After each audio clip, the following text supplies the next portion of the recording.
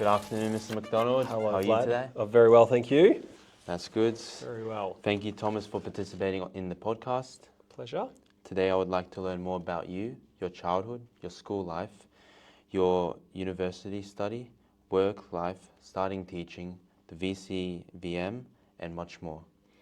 Thomas, which suburb did you grow up in, and what did you love most about it? I was born in Bendigo, which is in regional Victoria, and when I was about 4, I think I moved to Ballarat, which is another regional town. And in Ballarat was where I mainly grew up and went through my full sort of schooling years from primary school through secondary school. Lived with my mum in Ballarat, loved it. I had 2 cousins who I was pretty close with, and both of those cousins lived on either end of my street. So my 2 cousins were pretty much the same age, same interests. We used to just pretty much every night hang out with each other and go play sport. We'd get on the skateboard and roll down hills and do all sorts of things is what we'd do there. So my youth was a lot of mucking around and playing a lot of sport, cricket, tennis, badminton. We'd do lots of sport. We were very active kids. We'd get out and just do stuff, ride our bikes, whatever it was. Sort of as you grow up, I sort of continued playing sport a lot. But generally, most of the time in Ballarat was a lot of fun just mucking around the streets of Ballarat. Mm.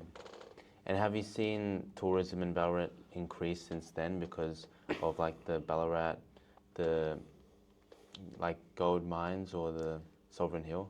Yep. So Sovereign Hill's always been the draw card, I suppose, of Ballarat. Growing up there, that was sort of what it was known for. You'd speak to people in Melbourne and all they'd say is, "Oh, Sovereign Hill," and you say, "Yep," or "It's very cold." One of those two things. I feel recently though, Ballarat has done a lot of work, and they had the National Cycling Championships. They've put a lot of work, and they've got a begonia festival, which is big flowers. And they've now got a lot of good food, good eateries and stuff there as well. So it has sort of grown in population. I think with house prices as well, Ballarat was always reasonably cheap, and the train is pretty straight, door to door. It can sort of get you there within an hour and a bit. So there are a lot of people, some of my friends have moved back to Ballarat to grow and have families. Ballarat has grown. It's grown relative to lots of other places, but it has probably, as I grew up, I suppose I could see the merit in living there, if that makes sense. When you're a teenager, you just want to get out of where you're from. So. Yeah. Mm. How would you describe your childhood and why? Childhood was a lot of fun. As I said, I had lots of mates and I played a lot of sort of backyard sport. I didn't really get into organised sport until I was probably 14, 15, where I've sort of played cricket and football and soccer. A lot of fun. Just had a lot of my 2 cousins. My aunties were pretty close as well. So we generally, most weekends, would sort of go to one another's house and stay the night or whatever that be. So at that time, my dad lived, I think it was in Ballarat, which is a little regional town 20, 30 minutes away from Ballarat. So every other weekend I'd go visit him. So it was a lot of travel when I was younger, lots of going around and visiting and doing things, a lot of backyard sport mainly, but I was generally pretty active. I didn't really sit around too much and, sit around and do nothing. I would always be up and about doing something. So after school, I would have training of some sort, whether that be cricket or football or whatever it is. So, and in your time, there wasn't really as much mobile phone use or internet? Not really, no. We obviously had the internet, but that was the old school connection with the old, if someone rang you, the internet dropped out. So we just got the internet just as that would have been, 1996, 95, around there. We did have access to the internet, but it's obviously not what it is today. You'd use it to send an email and stuff like that. But you'd use search engines, but we had encyclopedias which we'd use. Mobile phones sort of didn't become prevalent until sort of I did hit secondary school, and even then it was just to text people and say hello to people, which generally you're at school anyway. The people you were texting were generally out of school, so they were a healthy usage of mobile phones when I was growing up. Mm. And what are your current thoughts on mobile phone usage in students and young people? Yeah, it's a bit of it's a contentious issue. There's a part of me that does think that there's an element of hypocrisy with teachers that are on their phones and tell their students not to be on them.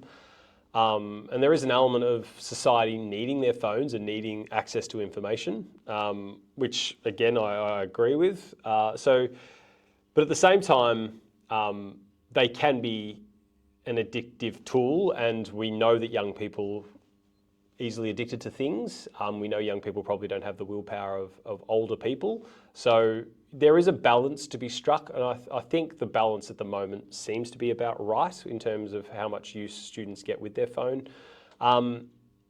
The funny thing is the rhetoric I hear from students is them talking about how they don't want their phone on them and they'd rather it not be with them. So I find that conversation interesting because it's like, well, you can choose to do that. And I know with myself, when I don't have my phone and it's not on me or I turn it off, I can go days without checking it. But when I'm checking it frequently, it's like an addiction, so to speak. But when you check it, you want to check it again, you want to check it again, you want to check it again. But if you can go through a process of not checking it for a long period of time, you can actually get comfortable with that idea and not check it all the time. So it's learning the behaviours and trying to figure out the balance part, which is, I believe everything in life is about balance. It's trying to teach young people that there is a balance and not being too addicted to it, and understanding that the value of messaging and social media has its merit, don't get me wrong, but a lot of it's been set up, obviously, to invoke you to go back to your phone. And as long as young people are educated on that and they know why, I'm obviously happy for them to do it, but as long as they know that that's happening is an important part of education, I suppose, with mobile phones. And how would we educate them? I think it's awareness more than anything, and making them aware. Like a lot of my students I know have streaks on Snapchat and they just want to continue those streaks, and for some reason there's a value to them. I get it. I mean, when you put work towards something and you see it prosper over time, you obviously don't want to lose that thing, and I completely understand, but that they know that and they're prying into that in a sense that they're trying to essentially, I don't use the word manipulate, but they are manipulate young people into continuing streaks, so they have to use their product every single day. So educate, as I said, it's absolutely fine if they're aware of it and they know it. As I said, it's, if you're addicted to chewing gum, it's okay to chew every now and then, as long as you're not desired to do it and you have to do it. And I think that's a good point to be able to show young people that if that is controlling your life and you feel forced and obligated every day to have to continue a snap streak, then it's got a hold of you and it's not the other way around. So I think that's education and awareness. But again, trying to reason with a teenager can be very difficult, Vlad. Definitely, yeah. Who are the members of your family? I have my father, Neil, my mother, Robin, and I have a sister, Laura, who's older sister, so she's 2 years older than me. Would you say your childhood was happy? Why or why not? If you're not subscribed, please subscribe. Also, please smash that like button on the video and enjoy the show. Yeah, I mean, I don't think you realise, when you grow up, I think you feel like you're a passenger or a third person in a game. You don't really, I don't know, maybe I just never had time or didn't reflect on my emotions or anything. I just did stuff and I went out and did stuff, and if it felt good, you'd do it again, and if it didn't. So I think I was a pretty good kid. I was generally happy. Enjoyed most of my time with my family and friends. Had a pretty large extended family, so yeah, on the whole, I can't complain. When you look back on where you grew up and the area I grew up in and my upbringing, it was different. I grew up in a pretty rough area of Ballarat. There was a lot of stuff going on around there, which you sort of, when you grow up, you just think that's normal. You don't really consider it all that much. But when you reflect on it a little bit more, you go, oh, that's interesting. But I greatly respect my parents for allowing that to happen. And it's sort of something that as a parent I've wanted for my kids. I know that I could probably, without going into detail, I think exposing young people to all walks of life is an important facet of life, and understanding that it isn't just, wealthy people or in this world, that there is some compassion and understanding that there are people that do it a little bit harder than you. And I think having young people and growing up in an area where you realise that happened, I suppose, made you really appreciate and realise what you do have. So I think it's a valuable lesson for a lot of young people to be able to realise that yeah, there are many people, especially around this area in Beaumaris, there's many people who are far worse off than they are, and it helps give you perspective. Yeah. And it's also good for their, I guess, mental toughening if they get exposed to like a harder version of life, or if they get exposed to a bit of like, I guess, violence and that stuff, because that's going to happen in your life usually anyway. Oh, I hope And if you not. grow I up hope not with- violence, Vlad. But yeah, look, there's an element of mental toughness, and there's a fine line. It's a very fine line between mental toughness and resilience. And I think there is certainly an element. I certainly come from the branch and thought that you need to every now and then harden up, or you need to. But again, I think it's more about awareness and understanding, and perspective is probably the better way to put it. I've been a big believer. My mum introduced me to travel from a young age, and I think when you travel, you see that it sounds terrible, but you're very insignificant in the world, that there are so many other people and so many other things going on in the world, and you're just a drop in the ocean. And that how lucky you are and we are to live in this country and all the opportunities that we get. So it's more that perspective in a sense. I don't want to say it's not resilience, but understanding and putting in perspective when things do get hard for you, or you think your life's a misery or something bad's happened to you, that you go, I've got it pretty good. Now, there are obviously times in life where you're going to be angry and frustrated and you think it's the worst it's ever going to be, and 100% agree, we've all been there. But overarching overall, all of this idea is that there are far many people worse off than you are, and you've got it pretty good. And if that sits in the back of your head, no matter what happens in your life, you know that you'll be okay, and that you've still got everything you need in life to be happy. So I think it's about perspective and understanding that the world could be a pretty cruel. It's the best. It's incredible. Don't get me wrong, but once you see the whole world and you understand what everyone's sort of motives are in the world, that you really truly can appreciate how good you can have it in your own world. But yeah, I love travel, and I think it's one of the most important things that young people should do in their lives. And with the travel, where should they travel? I mean, that's a very personal question. I'm never going to give them places. All I will say is try and go somewhere that pushes your comfort zone. I'm not saying go to like the middle of Syria or anything, but try and go to a place that just pushes you out of your comfort zone a little bit. Try, and then just next time you go somewhere else. And then go somewhere comfortable. But try and push yourself. If and a lot of people I know a lot of people that do this, that they'll go traveling, they'll go to the exact same place, the exact same hotel, and if they're going for relaxation, there is absolutely no issue with that, and I'm more than happy, and they should be happy to do that. It's more if you're traveling, if you want to gain that perspective, which is what I was mentioning before about the world, you need to see different parts of it. So, go to some places that maybe are a little bit scary and a little bit worrying and different, and go to maybe go to Muslim countries and see how it feels. Go to a strongly, a black African town and see how you feel being the only one that isn't black and that everyone's staring at you. Go to these places and see how it makes you feel, because that will give you the perspective in life that makes you realise how it feels like being on the other end of the coin. Yeah. And you can start locally by going to different suburbs that you usually wouldn't ever visit. Absolutely, yeah. I mean, there's so many parts. I mean, I was recently at the Footscray Market, and that's just a hive of multiculturalism, and it is so much fun to be there. It's brilliant. You see so many parts of the world. You don't even need to travel that far, but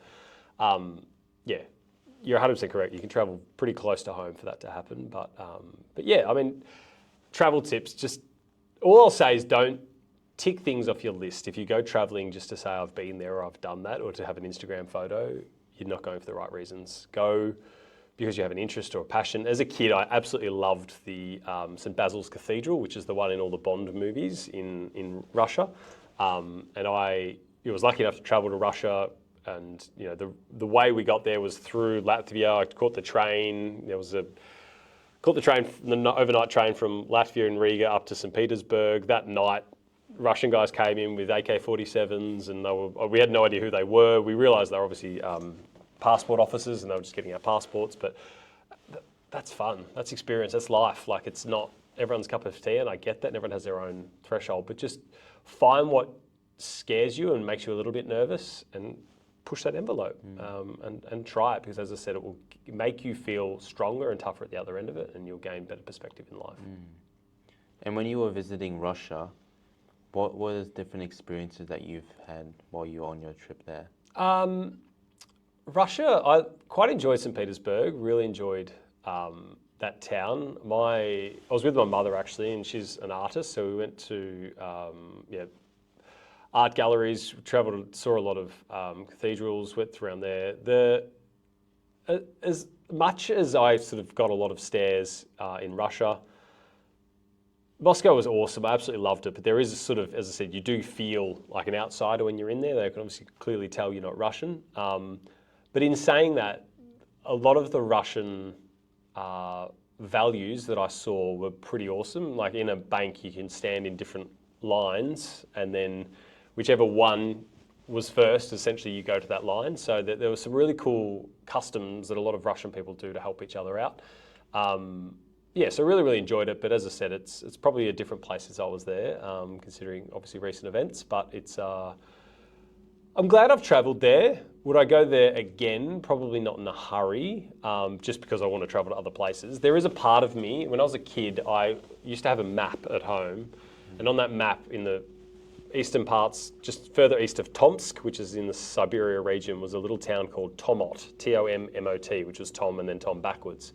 And as a kid, I said, I want to go there. And it is in the middle of absolute nowhere. At some point in my life, I will get there. I don't know how, I don't know when, but I do plan to go there at some stage. So hopefully this war can settle itself soon so I can get back into Russia and try and find that place. But we'll see. Did you do any research on the Tomat town? Or? Not really. I know there's not much there. There's a couple of shops, and that's about it. There's like population of under a couple hundred people. It is literally just a eastern Siberian town in the middle of nowhere. So I have no idea why it was on this map that I had as a kid. I don't know why, but I was just obsessed with it as soon as I saw it. I'm like, oh my God, that's Tom and Tom backwards Mott. So I don't know. I don't even know the best way to get there, whether it's up from Mongolia and go up that way, or whether it's best to catch the train across. But be a long train trip. But there's a part of me that wants to get a Lada, like a Russian truck, and just drive around Russia a little bit. But we'll see. We'll see. What is the earliest memory you can remember, and how does it make you feel? Well, it's very relevant actually. My earliest memory I remember was actually in a doctor's room where I was having a puppet show. And there was a puppet show happening, and it was actually to test if I had grommets, which is, or if I needed grommets, which is a condition you get in the ear where there's a blockage in your ear essentially. So they were testing my hearing to see whether I needed grommets. So that was my earliest memory. The reason why I say it's relevant is I've actually got the exact same problem right now. I've had it for like a week where I can't hear out of this ear, and I've got the exact same problem I would have had when I was a kid. So the funny thing, 30 odd years later, but that was my first memory that I can actually recall is, remember seeing these puppets in the doctor theatres. And I remember my mum told me the follow-up story that I was just standing there staring at them. I was supposed to hit a button every time I heard them. And there was times where I just sat there and stared, and obviously the sound was going off, but I couldn't hear it because in my ear. But I found out today that my glue ear, it's called, it'll take a few weeks, if not a month or two, to clear itself. So I won't be able to hear out of this ear for a little bit, which is a bit frustrating, especially as a teacher. So anyway, we'll survive. Do you know what caused it? I had a cold a few weeks ago. I'm sure you probably remember. And that's sort of blocked, and I had blocked both sides of it, and essentially causes like a build-up of a gluey substance in your ear, and it just doesn't allow your eardrum and your ear parts to move properly, which essentially stabilises your ear, which means it can't work properly. So, not much you can do. But. And why would the cold kind of have an effect on one half? So, let's get into ears. There's the ear canal, and the other side of the ear is the tube from your nose, the eucation, something like that, tube that goes into your middle ear. If that's blocked because of phlegm and other things, and a block from the other way as well, which I had sort of earwax and stuff in there, it creates a bit of normally there's a clear passage of air that goes through there, and that's what sort of clears it and cleans it. But if that was blocked and then that was blocked, it created almost like a little vacuum in the middle of my ear, and that then sucked in moisture from other parts of my ear and my outer ear, which sucked in and which created the glue ear, it's called. So that's Dr. Google. So don't trust me on all that knowledge, but yeah. And I think you mentioned swimming the day before it happened. Yeah, I did snorkel, which probably doesn't help, and that's probably what helped create that vacuum, because my ears and nose are probably in like restrict mode to try and stop airflow and water, getting into my ear. So that probably didn't help either. Yeah. And you weren't like swimming, breathing onto one side? No, I was just snorkeling with my daughter. So, and I didn't duck dive or anything, because even then it was hurting quite a bit. So yeah, I didn't duck dive. I was just on top of the water, but obviously it was enough to close my ear canals up. Yeah, happens to the best of us. Yeah, wasn't good. What are 3 things you most liked about school and why? When I was there, I've got to think of 3. I love school generally. I went to Ballarat Grammar School in Ballarat. My mum was a teacher there. And my mum, she taught junior school, but she obviously taught my cohort. I didn't go to the junior school, I went to a different school. But my mum said it was genuinely, in her 30 odd years of teaching, was the best cohort of kids to come through that school. And I was in that cohort. So the people that were in my year were just awesome. I got along with pretty much everyone in my year level. It was, an awesome experience. Really, really loved that, and hanging out and just going to parties in year 12 and stuff with them. Second to that was probably the opportunities I got through school. So many awesome opportunities. I got to play. Our school we were Victorian champions in cricket, which I was a part of, which was awesome. Got to play on some awesome grounds around Melbourne and Victoria. I got to travel quite a lot through my school, so I went on an exchange in year 10 to South Africa for a full term by myself. So I went over and went to school in South Africa for a term, so that opportunity was just incredible. School, I sort of wish and regret that I didn't take up more of those opportunities as I, reflecting on it. I wish I did do more things.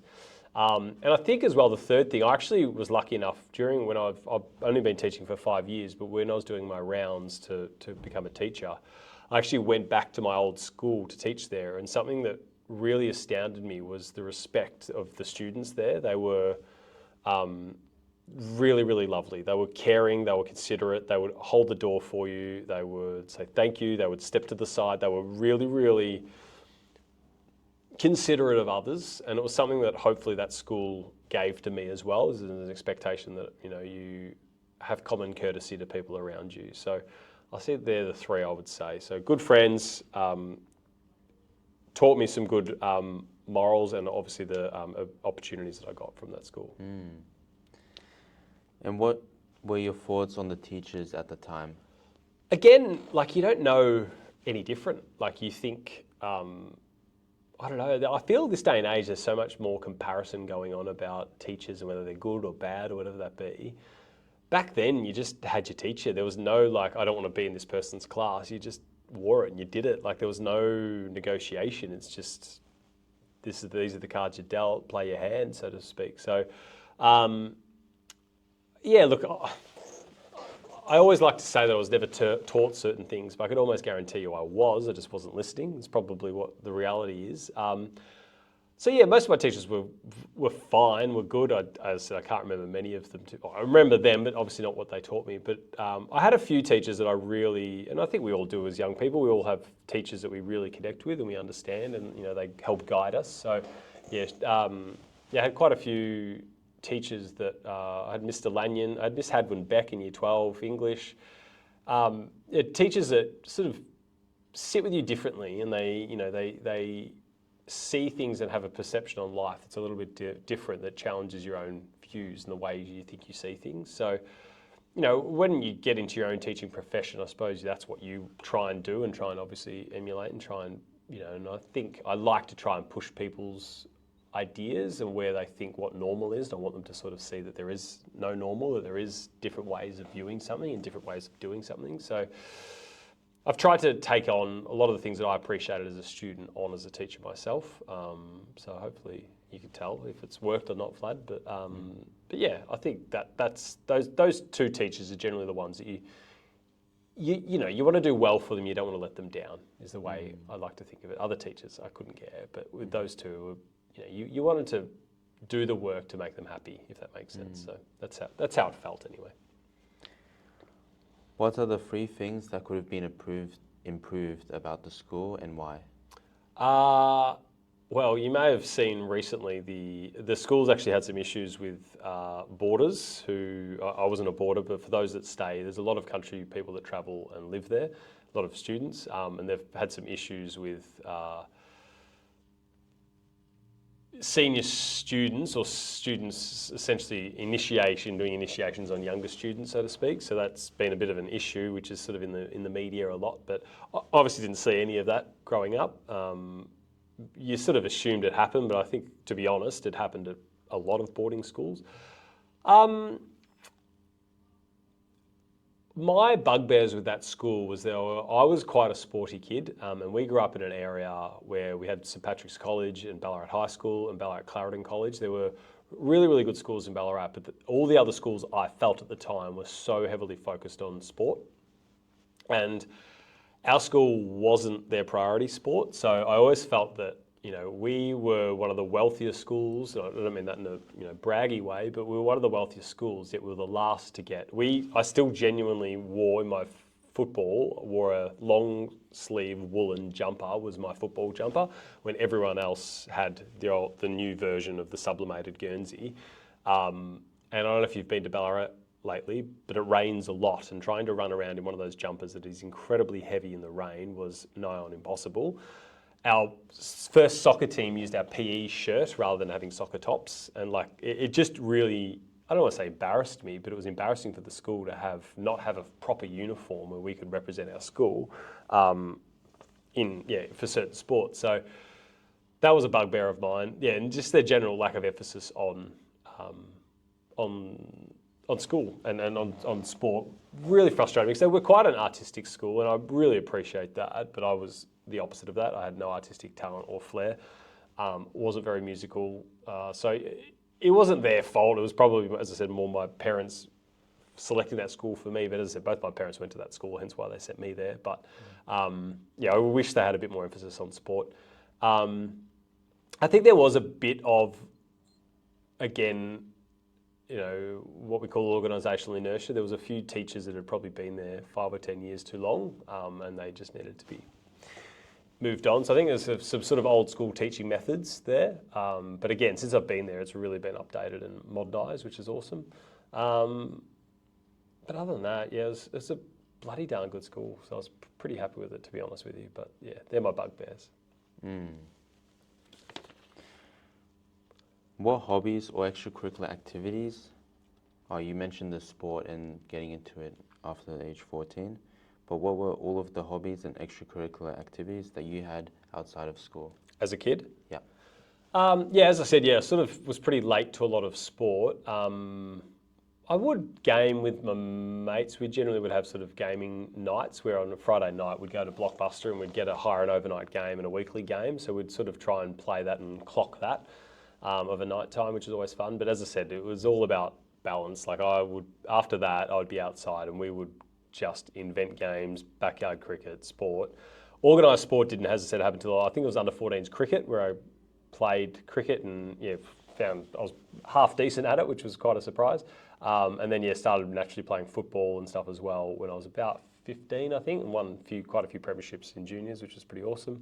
And then had a season or two playing soccer as well with a mate of mine, where that was a bit of a struggle, but mainly sport was my hobbies. There was a stretch of time there in secondary school where I literally had a sporting commitment or two every single night of the week. I was playing first football, cricket and soccer at my school, and there's a sort of period of transition where you sort of do both and train for both. And then I had my own rep cricket, sport cricket, football, and soccer. So it was a full-on lifestyle as a young kid, and I got pretty exhausted, but again, you just did it. You didn't think, there was no time for breaks or rest. You just got up and did it again the next day. So it was mainly sport, not much else, to be honest. I didn't really have much of a passion for anything else. What subjects fascinated you the most, and what attracted you to those subjects more than others? I think growing up, naturally business management was the one that I probably was drawn to, hence and I am a business management teacher. For probably different reasons why I like it now versus why I liked it then. Back then, I was quite old school with my philosophy on the world. The world made sense to me when everything was black and white. When I was in year 11, year 12, it's just easy to see things in a certain way. And as you grow up, you realise that life's not that easy. And I think, economics and business management were the two subjects that I really gravitated to.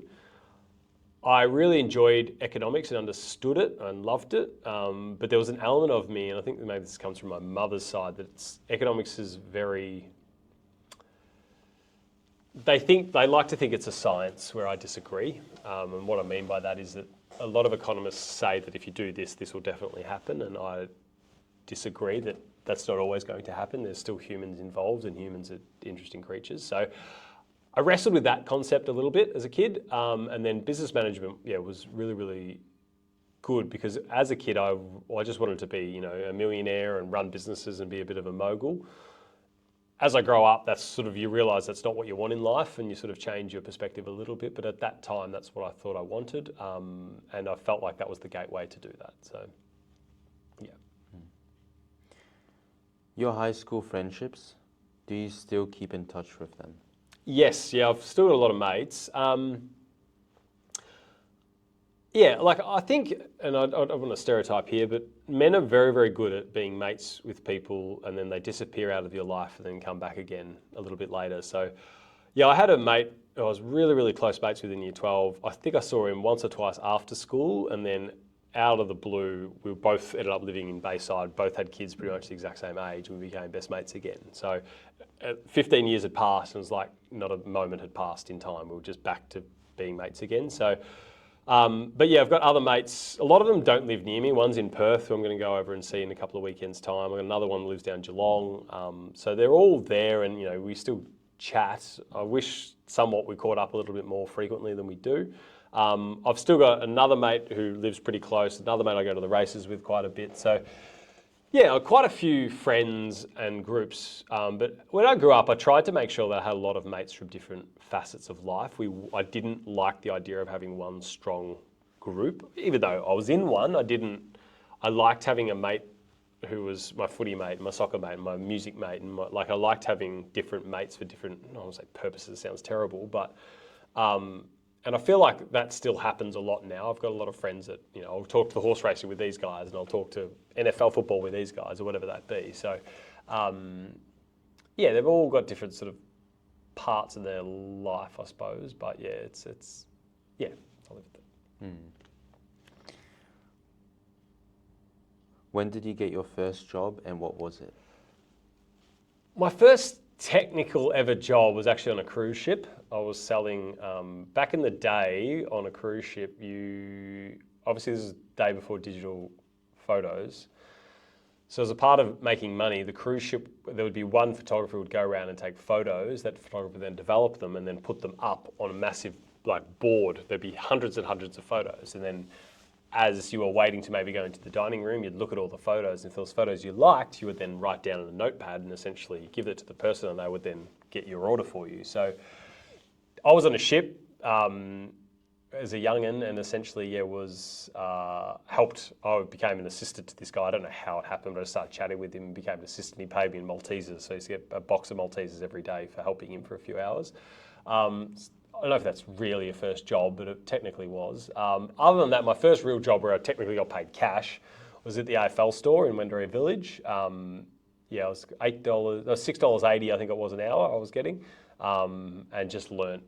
It was basic. I just loved sport, and I thought this was my way in, and the AFL store when I was 14, 15, and then also worked at a kitchen hand in a pub, which was hard work, I'll tell you that. So I didn't have gloves. It was just grease and grime everywhere, and every night I had to just clean stuff, and it was miserable work. It was really, really hard, and I hated it, but it paid really, really well. So I was, I had quite a few jobs as a kid. I think my work ethic from a young age was always pretty strong. And do you recommend young people while they're in high school to get a part-time job and get that experience in the work life? Yeah, I mean, casual work, again, that's the sort of point I was talking about before with travel. It makes everything real, and it makes, you start understanding that, you're not in your own little world, your own little bubble, that the world will go on without you, whether you're there or not, and you're not that important. I mean that in the nicest possible way, but that you need to be important in someone else's world, you need to be there all the time, consistent, brilliant at what you do.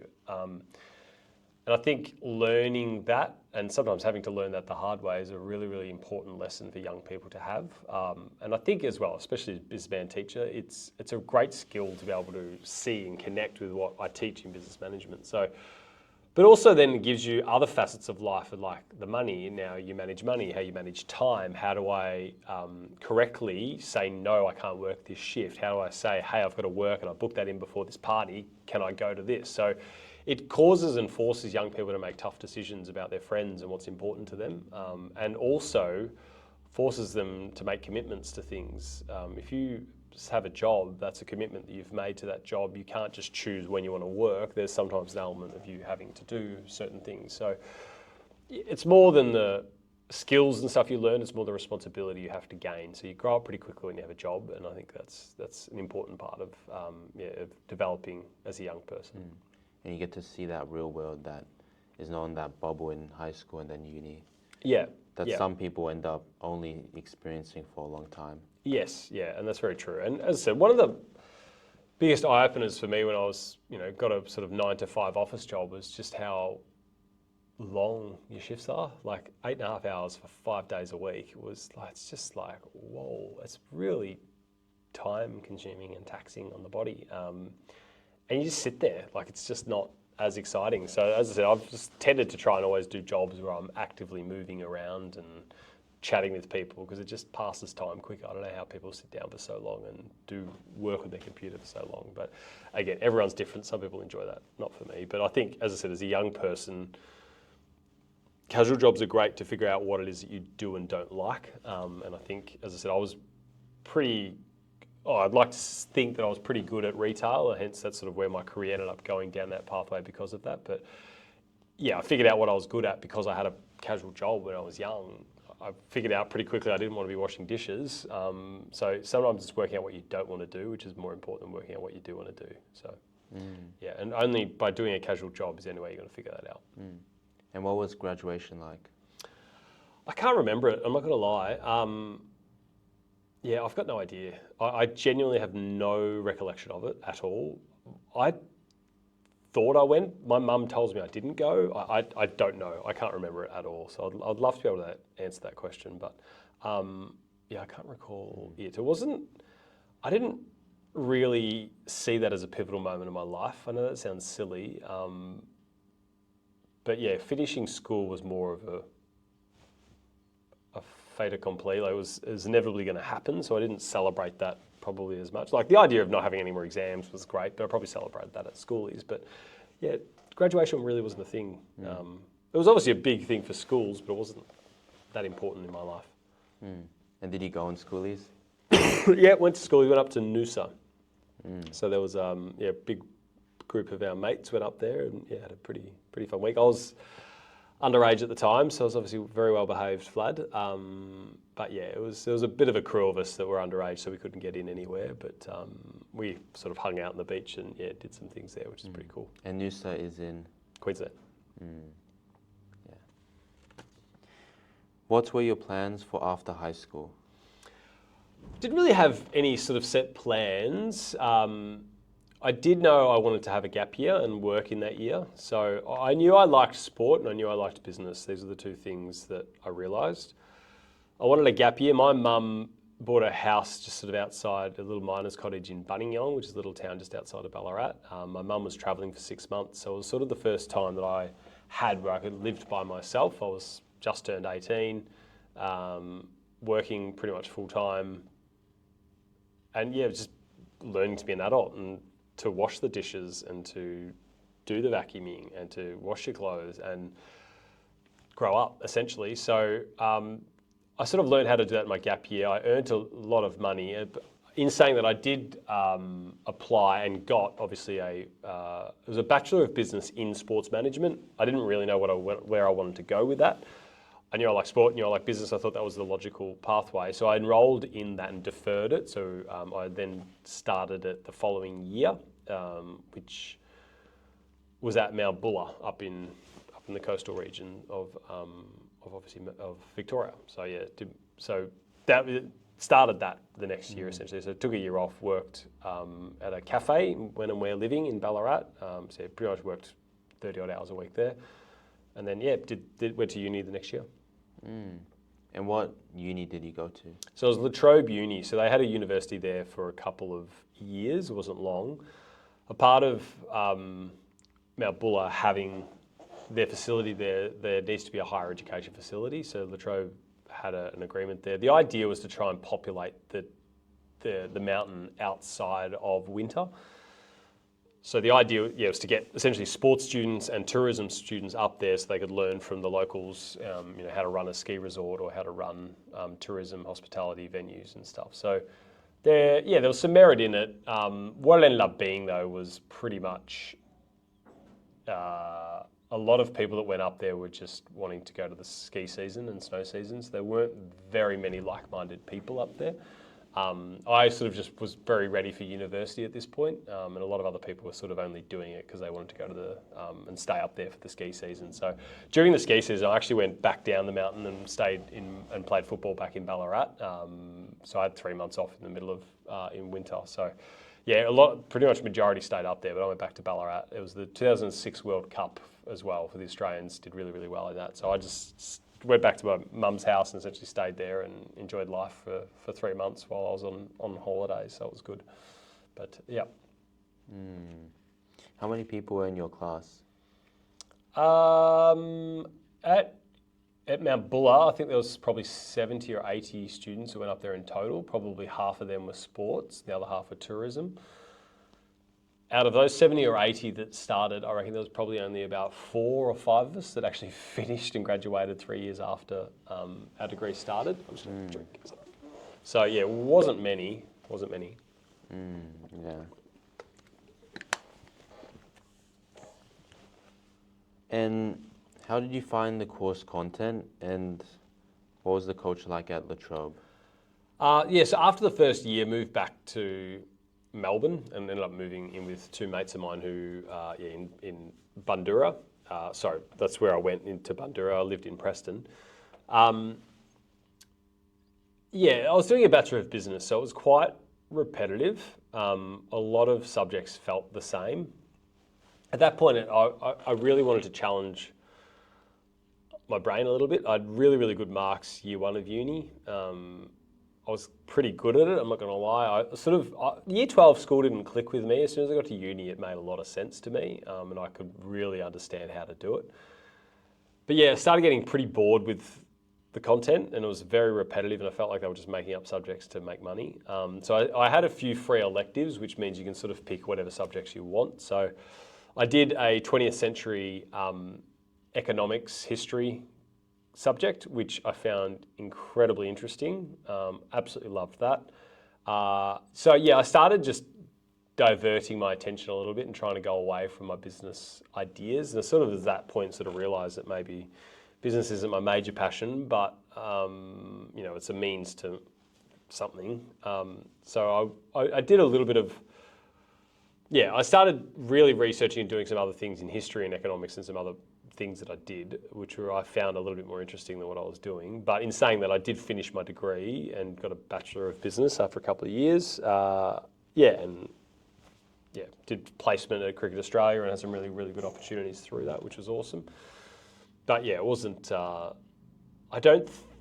hard to tell, but I don't know how much that course gave me at the end of it. I don't know how much it's helped me in my life, but I'd like to hope it has been a lot and I just don't realise it. But I don't know. And your placement with the cricket, what was the work experiences like there? So I was a part of a team that essentially helped rebrand the junior program. I think it used to be Have a Go. We turned it into Cricket, and then I don't know what it is, Have a Blast or something. I think it is now.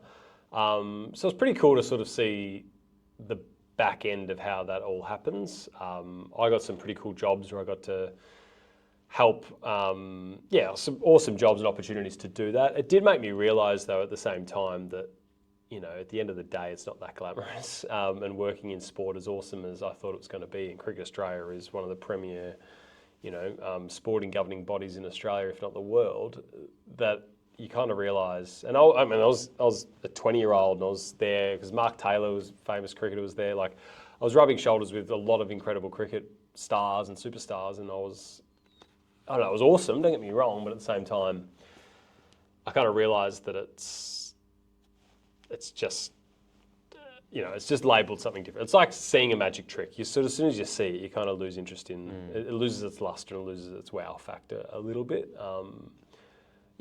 So I realise that maybe the sports industry, as awesome as it is and as exciting as it could be, it's just like any other job. At the end of the day, it's just more people are interested in what you have to say. Yeah. It's kind of like the trailer being better than the movie. Yeah, sometimes, yeah. I think it's probably more me than it was. I think a lot of people enjoy that job, but and they get a lot of passion out of it. But I'm not one, I don't know. I hear what you're saying. Yeah. Which professions did you consider when you thought about your future when you were pretty young, like around finishing high school and just finished? I genuinely didn't know. I was at a bit of the crossroads. As I said, I wasn't sure whether business was going to be my thing. I had a bit of an idea maybe I was going to become like a financial advisor for a bit. Wasn't sure. But at this point, I just didn't really know. And I mean, as good as a Bachelor of Business is, it doesn't give you a job. It's not like, you do a nursing degree, you become a nurse. What's a Bachelor of Business get you, so to speak? So, once I'd finished, I was a bit confused as to what I was actually going to do with my skills and what I had, because I'd worked at this point in some incredibly great businesses as in retail, and I was really, really good at retail, and I was sort of going up the ranks in retail, but I didn't like retail. I was just good at it to some degree, and then I had a Bachelor of Business, which is my skills and qualifications, but I didn't really want to use that, to be honest, because I didn't really have much there. So I was a little bit in the crossroads about what I was going to do, because I didn't really know until an opportunity popped up where both worlds collided, where I ended up getting there was a job opportunity to become the retail manager at Melbourne Football Club. So it was like sport, business stuff, and over on this side was the retail stuff, which I was already good at. So that job sort of popped up when I was 20 odd, which is just perfect timing, and I ended up getting pretty much my dream job at the age of 24 or whatever, how old I was. I don't know how old I was, but ended up getting. I supported Melbourne Football Club, so pretty much got the job I wanted or thought I wanted as a kid, which was pretty incredible. So I was pretty happy when I got that job. I remember that. Yeah. And what was the nature of the work in that job? So as retail manager, I was essentially responsible for anything we sold in the shop. So it was also important as well to the merchandise, but also the on-field apparel as well. So at that point, we were with Reebok, and at the time we signed with New Balance, and they sort of New Balance, yes, essentially we're learning for the first time how to do a professional AFL team. They hadn't done one at this point, so we were working in conjunction with them in helping them do that. There's a few errors early doors, a lot of sort of stressful moments, which again helps build character and helps build you to be able to deal with certain situations. So that was a lot of work in developing, and from a perspective, just trying to get an understanding of what supporters wanted, what the AFL players wanted, did they want, what type of tops did they need. So we had a certain amount of licenses that New Balance could essentially provide. There was 30 odd. So I had to work in conjunction with the players, New Balance, and my own. I had my own budgets to sell a certain amount of stock as well, that I needed to try and find the right balance and the right mix of products. And then mainly just purchasing and buying from suppliers, the Melbourne Football Club licensed merchandise essentially, and trying to sell that and market the shop as much as possible. I also heard you did some work during the Olympics. The Commonwealth Games, yep. What was it, and how did you find working during a big international event? So after my Melbourne Football Club job, ended up my wife and I moved over to Glasgow, we didn't really have a job lined up. We had a few connections and a few links, but didn't really have anything set in stone. So we took a bit of a gamble and a bit of a punt. Eventually, as things do, worked out. Ended up getting a job for the licensee. So the Commonwealth Games themselves obviously have their own their organising committee, but a part of that, they then give the license to a company to come in and essentially sell retail on their behalf. So I got a job with that company, and the job I had was essentially to help set up. They had a temporary shop or a site, which is in the equivalent, it was at George Square, which is the equivalent to Fed Square here in Melbourne, where we'd set up a massive, I can't remember how, it was a massive shop, huge. And this shop was just a 24-hour operation. It was. So we'd sell stuff throughout the day, and then we had a night team of 3 or 4 that would come in at night and restock throughout the whole night. And then I'd get back in there at 6 a.m, go again. So when the actual Commonwealth Games were on, I was working 100-odd hour weeks. I was pretty much 6 a.m. to 10 p.m. for pretty much 2 or 3 weeks, which was insane. But in saying that, it was the most fun. Everyone and anyone came in during the Commonwealth Games. They came into the shop. So anyone that was in, I had Prince, I have to be careful, not the bad one, Prince Edward, who's Charles's good brother. He came in with his wife, and I sort of gave him a VIP shopping tour and stuff like that. So you're rubbing shoulders with the world's elite people, so to speak, and chatting with them and talking with them. So, that was my baby. That was my shop to some degree, which I was sort of looking after, which was pretty awesome experience. The shop was, it was just an opera. We were making about £250,000 a day, so about $500,000 a day, just in one shop selling literally just shirts and merchandise, which is insane to think of it. It was just rocking. It was a really, really good vibe. And Glasgow was an awesome city to have the Commonwealth Games in. I know they're back there again, I think, next year. But it was just an awesome city to have it because it was just as big enough to host it, but small enough that it felt like everyone was, connected to it. So it was an incredible time in my life, Would you ever do one again? No. Those days, event retail, as awesome as I've said it is exhausting. I remember just once it finished, my wife and I were just exhausted, and we booked tickets pretty much the next day to go down to Portugal and just stayed in the Algarve in a 5-star hotel and just laid down for 2 weeks and did nothing. And it was probably the happiest 2 weeks of my life, I reckon, but it's just exhausting. So after that event, we did another event in Barbados for the Race of Champions, and that event was, again, really, really awesome, but again, incredibly stressful, full-on work. And I sort of realised at that point that those days might be behind me now. I'm, in my 30s, I probably want more of a 9-to-5 basic job rather than weekend commitments, working non-stop and all those other issues. So as fun as they were, I'm happy I did it. Event retail, I'm done with. Never again. Do you recommend it for young people? I mean, I got to travel the world and got paid to do it. Awesome. It's a pretty rare opportunity to be able to, and if you get in the right scene, you can essentially go around, and I know lots of people that would just jump from a summer to a winter sort of games or Olympics or whatever that be, and they would travel the world doing events. And if that's what you're into, by all means, that's great. And it's awesome in your 20s. It's a great way to gain experience. It's so many. If that's what you're into, it's hard to get into, but once you're in there, it is the best fun ever.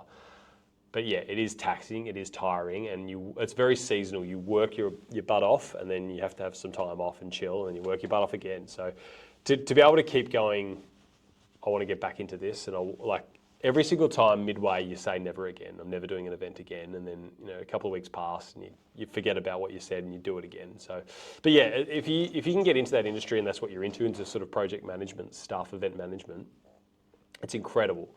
But it has an expiry date, is what I'll say. Yeah. Thomas, I know you as a teacher. When did you complete the qualification? What was it? And when did you get your first position as a teacher?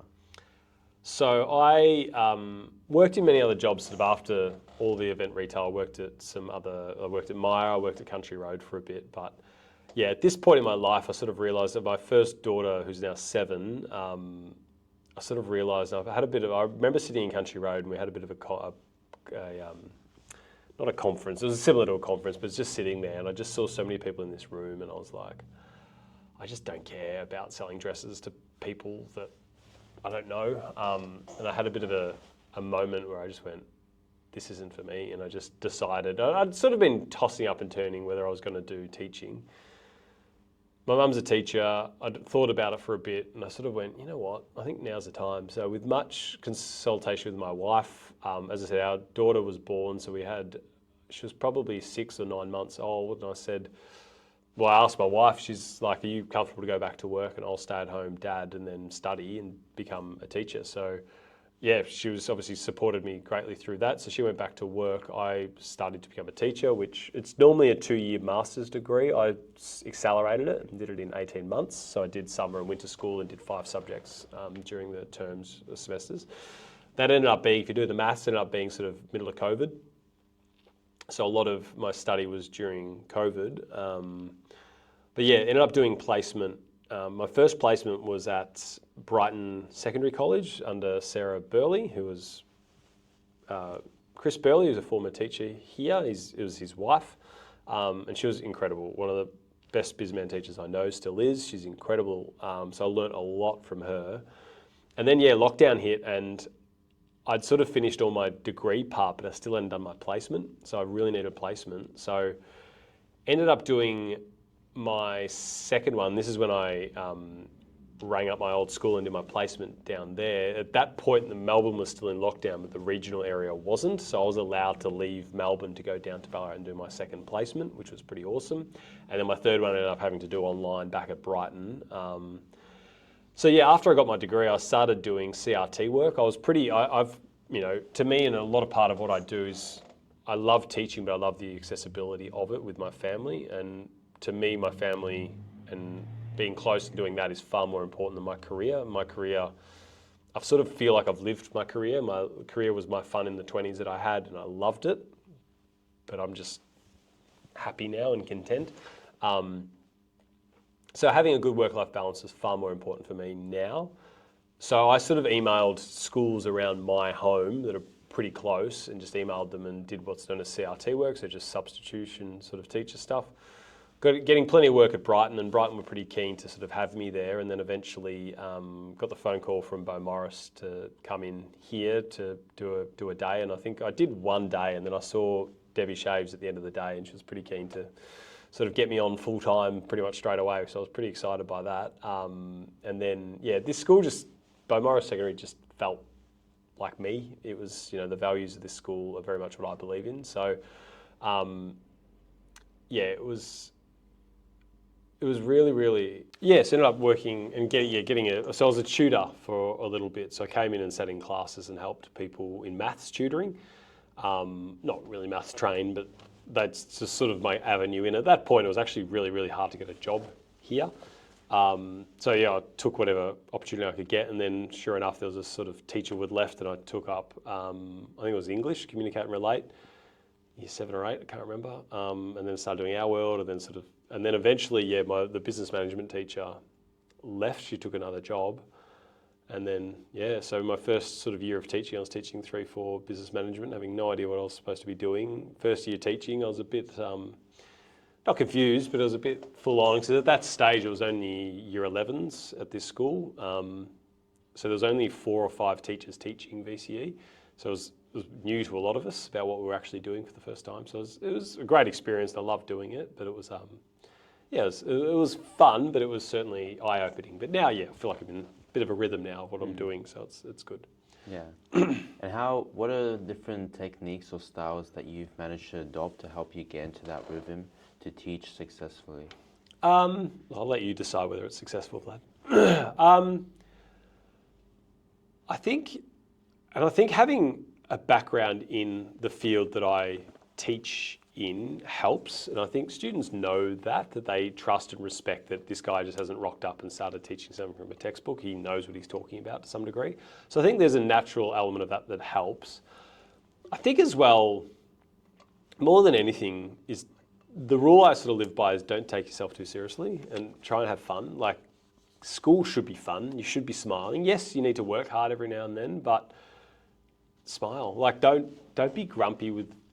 I don't want students to walk out angry or grumpy or confused. Now, as I said, if you ask my students, they would say that I work them hard, and that's fair, and like that's life. There is, an element of that, but I try not to take myself too seriously. If I'm wrong, I'm wrong. I'll admit it when I'm wrong.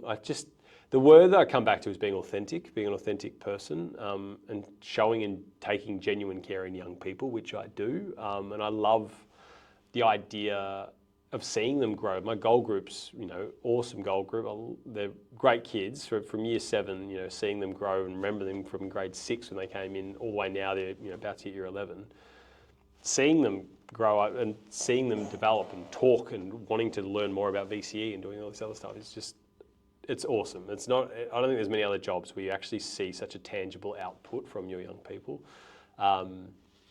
So yeah, I don't know. I think just being authentic and genuine. And I think, don't get me wrong, there is a bit of an art to it. And I think naturally my retail background and being able to read people, their emotions, what they're thinking, what they're doing, and my retail background has certainly helped with that.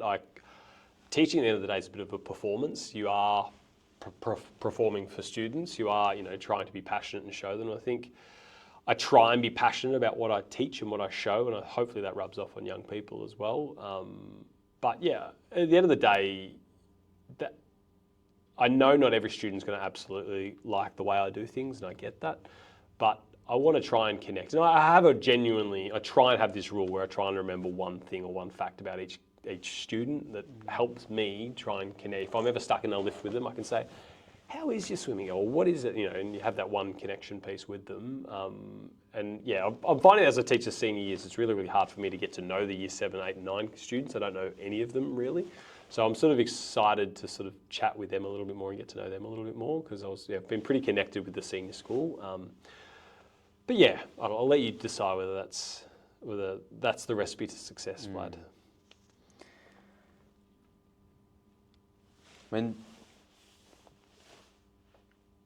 How was your first ever class and the students in it? Again, I don't really remember it. I remember doing my pre-service teaching where I was, and I remember having it so planned out, and I was almost so planned that I ended up going ahead of schedule, and I hadn't planned for the plan of if I did everything too quickly. So I sort of ran out of ideas and was like, oh, there's 10 minutes left, what do I do now, so to speak? So I remember having that thought, and again, that's why you do pre-service teaching, so your other teachers there to sort of help you. But the sort of the performance part of teaching I was fine with. It was more the timing of anything. How long does it take a student to do X amount of work? How long will this happen? How long will it take to do things? And what's your backup plan? And having a couple of games up your sleeve just in case you do run out of time. It's that sort of stuff. But I'm not one of those people that is very sentimental with stuff like that. It's not like, oh, my first of this. I don't know. I can't remember it. I don't really take that much passion or interest in it, to be honest. But yeah.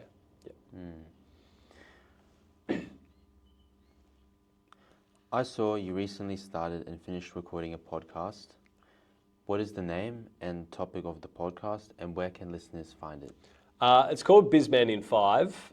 It's for my business management 3-4 students. Essentially, it was a bit of a tool for them that I go through each key knowledge point of the business management study design in 5 minutes or less. The whole idea around it was I genuinely believe that the best students in business management are going to do really, really well regardless of whether I'm there or not. I don't have that much, obviously I have a big role to play in their academic outcome, but whether it's me or another teacher or they learn themselves, they're that driven and determined, they're probably going to get a good score regardless. So it's actually the middle band of students that I think I can have the biggest impact on, and I feel like when I'm in class talking, I know I can talk a lot, but a lot of students will drift in and out of what I have to say. So I figured if I could get all the key parts within 5 minutes of every single key knowledge point of every single lesson, then people could just come and pick when they want to and choose when they want to, listen to certain things. They don't understand a certain concept, they just listen to that podcast. It'll help them understand it. Within 5 minutes, they've got a very good grasp of the concept without having to do anything. So although it was a lot of work to sort of set up, it has sort of helped ease my workload at the back end of it, because I feel like I'm not having to explain myself 17 times to 17 different students when they were preparing for their exam. So, but yeah, it's not, I'm not doing it for any other reason than to help my students. And if other students find benefit from it as well, I'm happy for them. I'm not doing it to become famous or anything like that, Vlad. I'm just doing it to try and help and to give assistance. So it's available on Spotify. I think I've put it on Apple and Castbox as well. So it's available in those 3 spots. But unless you're doing business management 3-4, you're probably not going to listen to it, because it won't make much sense, to be honest with you. Would you ever make a 1 and 2 version? There's no real need for it, to be honest. Between you and me, if business management students at 1-2 level, if they understand their task words, they understand how to write properly, and they understand where the allocation of marks come from, that's all I really need them to know. I'll teach the rest in class, though. Yeah, they'll learn the rest in 3-4, so yeah.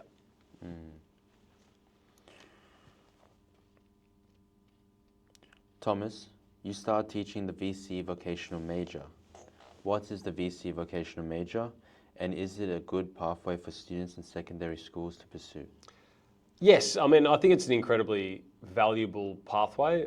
Vocational major is for students who, are looking to get into an industry early and essentially can, in some occasions, knock a year or 2 off an apprenticeship or whatever that be.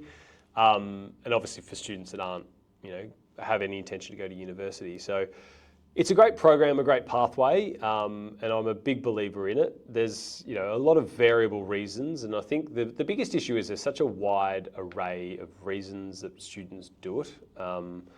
You've got students that are just trying to get to school. You've got other students who are really passionate about their sort of industry they're trying to go into. You've got other students that just do it because their mates do it. So the challenge in it is trying to align everyone's interest and to try and find activities and things that are a lot more hands-on and doing stuff that everyone wants to do without resistance. And it's really, really hard to find those things. Which, the community connections activity we did this year, where it was an intergenerational activity.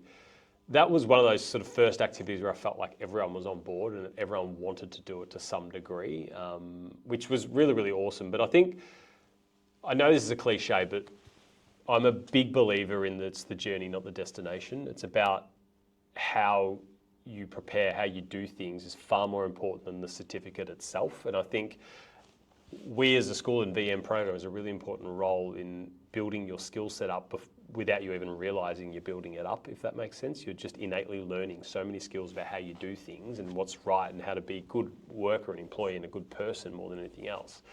It's not the certificate at the end of it that proves that. It's all the work you do during it that proves it. So I think that's why it's such an awesome program. But yeah, I have a lot of time for it. I think it's an important part. And I think schools generally going to go that way. I reckon in 50 years' time, most schools will be doing a VM type pathway.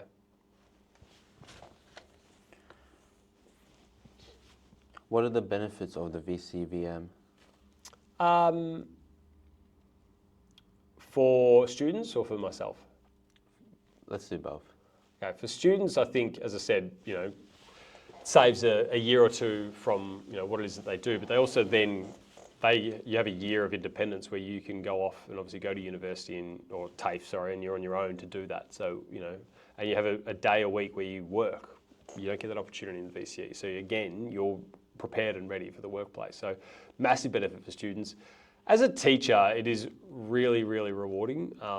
There's a lot of work, a lot of effort, a lot of stress and worry and concern and trying to keep you guys happy. But I genuinely, even as much as I love teaching business management, I do love it, the content. I get my most joy out of seeing my vocational students succeed, do their apprenticeships or whatever that be, and you see them flying. That brings me more joy generally than sort of business management students. So yeah, there's a lot of joy in seeing these young people prosper when, sometimes not even the school gave them a chance to fly. So, yeah, I like to think that I'm, and we as a team in VM are helping them prosper and grow as young people and helping them develop. So it's very rewarding. Do you recommend other teachers start teaching VCVM? No, it's not for everyone. Look, you don't want to be pigeonholed, but it's not for everyone. Vocational students are a different beast. And look, there's a chicken and the egg ideology about it. If you give them strict rules, then they will comply.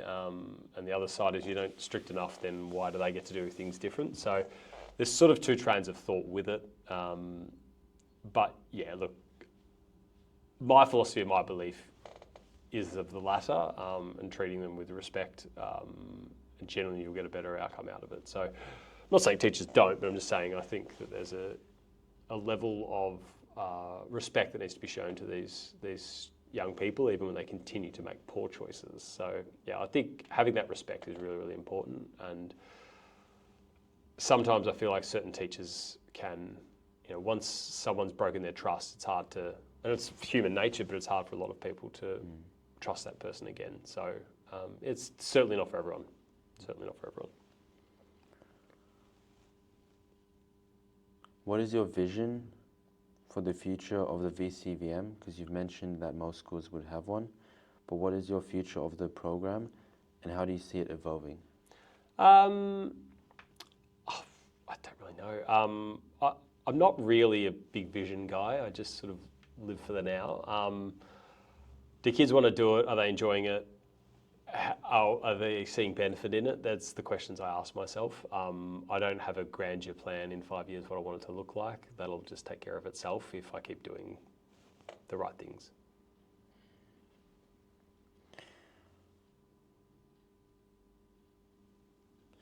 What are all the current issues around the VCVM? As you've mentioned, the poor behaviour at times, but what are all the issues surrounding There's no real issues. It's just, as I said, you've got very different dynamics in that classroom. You've got lots of different people with different ideas of what they want to do. So yeah, it's just trying to get everyone on the same page, which is the hard part. And sometimes, you can't appease everyone, so someone has to miss out, which is the hard part. But that's the challenge, fundamentally, is trying to keep everyone happy.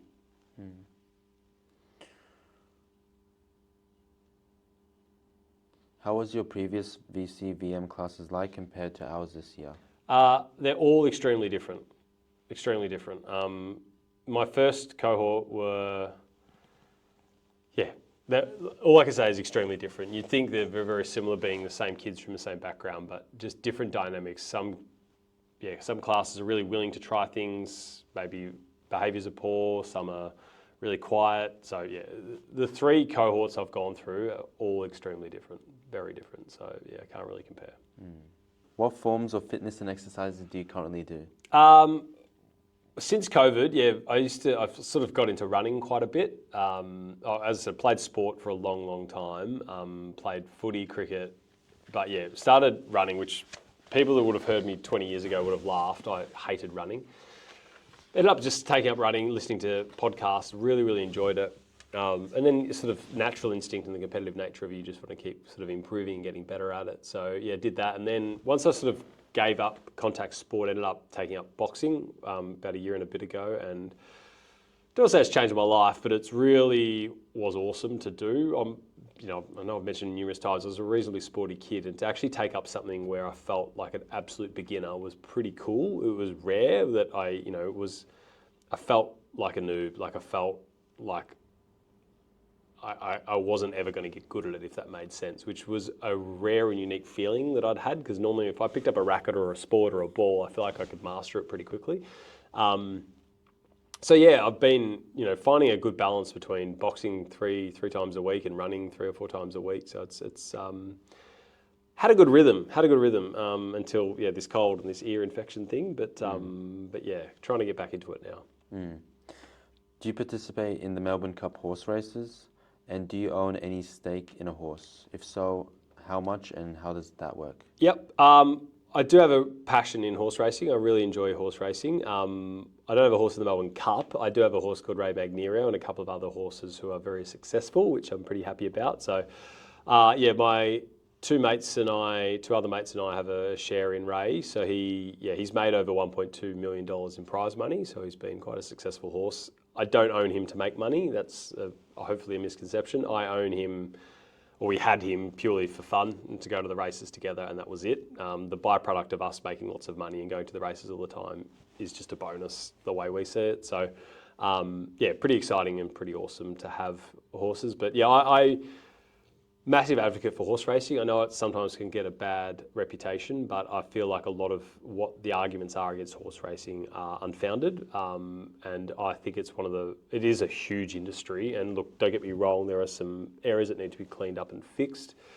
Gambling is obviously not a great endorsement for young people, and I have some issues with that. But at the same time, there are so many milliners and suit manufacturers and makers and fashion industry and designers and local restaurants, cafes, so many places prosper because of horse racing, not just the bad side. So it literally is a multi-billion-dollar industry in Victoria, and without it, it would leave a massive hole in this state. So I'm a big advocate for it, and I think you just have to see the Melbourne Cup Carnival this week how awesome it's been. So big fan. Looks like we're about to wrap it up. I like to finish my podcast with the Marcel Proust Questionnaire by Marcel Proust. Let's do it. Begin? What is your idea of perfect happiness? Smiling. What is your greatest fear? Scream mask. What is the trait you most deplore in yourself? Trait. Trait, yeah. Deplore. Deplore. Frustration. What is the trait you most deplore in others? Lack of curiosity. Which living person do you most admire? My wife. What is your greatest extravagance? My horse. What is your current state of mind?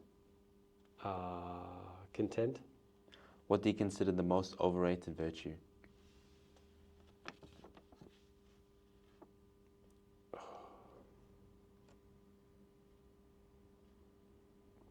Wealth. On what occasions do you lie? When it doesn't hurt anyone. What do you most dislike about your appearance? Nothing. Which living person do you most despise?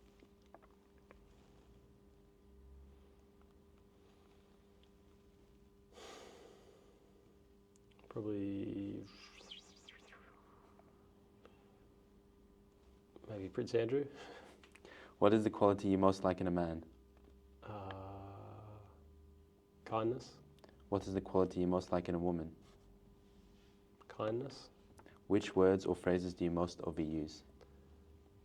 You probably answer that one better than me. I don't know. What or who is the greatest love of your life? Wife. When and where were you happiest? Portugal. Which talent would you most like to have? Play any musical instrument or speak any language. If you could change one thing about yourself, what would it be? To be more patient. What do you consider your greatest achievement?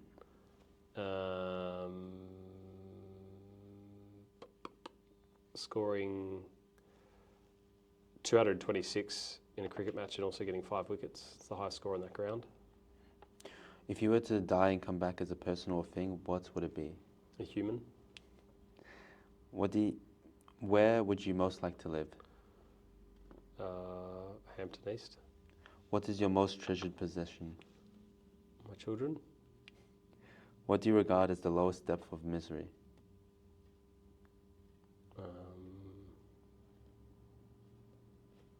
Being a sex offender. What is your favorite occupation? Teaching. What is your most marked characteristic? Marked. Marked. Don't know. What do you most value in your friends? Happiness. Good banter. Who are your favorite writers? I'll say Montgomery. Who is your hero of fiction? Hero of fiction. I don't watch fiction. Sorry. Which historical figure do you most identify with? I don't really connect with anyone. Nah, no one. Who are your heroes in real life? My mum, What are your favorite names? Hazel and Esther. What is it that you most dislike? Unfairness, What is- unjustness. What is your greatest regret? Had a few, in the words of Frank Sinatra. Stealing a bottle of vodka from a party, How would you like to die? happily. Thank you, Thomas. You're wonderful. Easy done.